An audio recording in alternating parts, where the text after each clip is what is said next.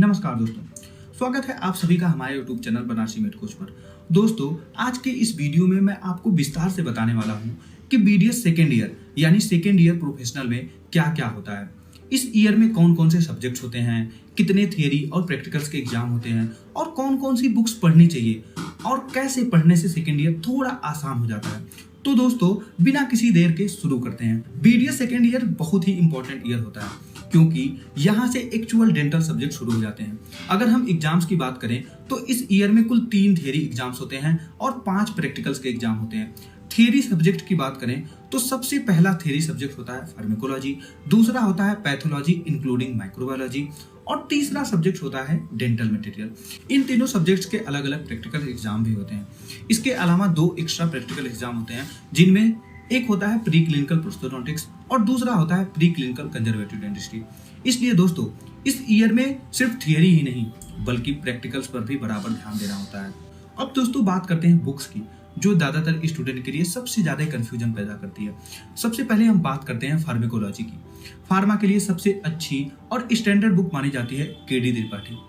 इस बुक की सबसे बड़ी खासियत यह है कि इसमें कॉन्सेप्ट और इसकी लैंग्वेज दोनों काफी इजी हैं। अगर आप इस बुक को अच्छे से पढ़ते हैं तो आपको ड्रग के मैकेनिज्म ऑफ एक्शन, यूजेज और साइड इफेक्ट अपने आप समझ आने लगते हैं। एग्जाम पॉइंट ऑफ व्यू से भी यह बुक बहुत ज्यादा हेल्पफुल है। अब अगर पैथोलॉजी की बात करें तो इसके लिए सबसे स्टैंडर्ड बुक मानी जाती है रॉबिन्स। लेकिन सच्चाई यह है कि रॉबिन्स की लैंग्वेज थोड़ी टफ होती है, खासकर शुरुआत में। लेकिन अगर आपको रॉबिन समझने में दिक्कत आती है तो आप हर्षमोहन बुक को फॉलो कर सकते हैं। यह बुक एग्जाम ओरिएंटेड है और इसकी लैंग्वेज भी कंपैरेटिवली आसान है। अब बात करते हैं माइक्रोबायोलॉजी की। माइक्रोबायोलॉजी के लिए सबसे कॉमनली पढ़े जाने वाली बुक है CP बावेजा। इस बुक से माइक्रोबायोलॉजी का सिलेबस अच्छे से कवर हो जाता है। यहाँ एक बहुत इंपॉर्टेंट बात याद रखने वाली ये है कि पैथोलॉजी और माइक्रोबायोलॉजी का थियरी एग्जाम एक में ही होता है। यहाँ पे 35 मार्क्स का पैथोलॉजी का एग्जाम्स होता है और 35 मार्क्स का माइक्रोबायोलॉजी का एग्जाम्स होता है। इसी वजह से इस सब्जेक्ट्स को लाइटली लेना नहीं चाहिए क्योंकि इसका सिलेबस काफी बड़ा होता है और इसमें रेगुलर स्टडी बहुत ज्यादा जरूरत होती है। अब आते हैं डेंटल मटेरियल्स पर। डेंटल मटेरियल के लिए स्टैंडर्ड बुक मानी जाती है फिलिप्स। लेकिन अगर आपको फिलिप्स समझने में डिफिकल्टी लगती है तो आप मनेपली बुक को फॉलो कर सकते हैं। पर्सनली मैंने खुद मनेपली से पढ़ाई की है और यह बुक बिगिनर के लिए बहुत अच्छी है। इसकी लैंग्वेज बिल्कुल सिंपल है, कॉन्सेप्ट क्लियर है और पढ़ते समय बोरिंग भी नहीं लगती। दोस्तों, BDS सेकेंड ईयर में सबसे जरूरी बात यह है कि आप रेगुलर पढ़ाई करें। सिर्फ एग्जाम के समय पढ़ने से काम नहीं चलेगा।